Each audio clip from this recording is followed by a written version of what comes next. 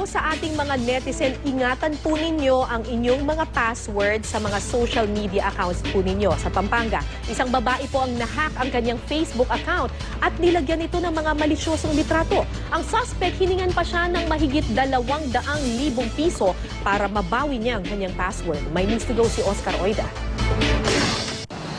Maluwa-luha pa ang 33 taong gulang na babaeng si Alice.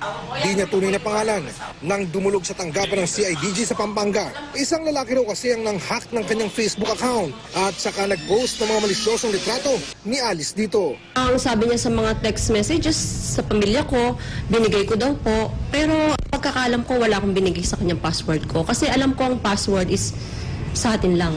Bilang kapalit, humingi raw ang suspect ng 200 at 17,000 piso para ibalik kay Alice ang kanyang password at para tumigil na siyang mag-post ng malalaswang larawan.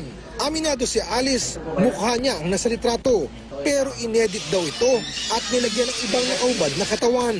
Sa ginawa niya sa akin, sinira niya yung buhay ko, yung pamilya ko, nag-iwalay kami ng asawa ko. Mga kaibigan ko, hindi naniniwala sa akin yung iba. Isang entrapment operation ang isinagawa ng CIDG kung saan naaresto ang suspect na kinilalang si Salvador Sarto. Nakapitbahay pala ng biktimang si Alice. Na-recover mula kay Sarto ang 5 cellphone na hininalang ginamit sa pang-hack, isang baril, pati na ang marked money. Tumanggi na magbigay ng pahayag si Sarto.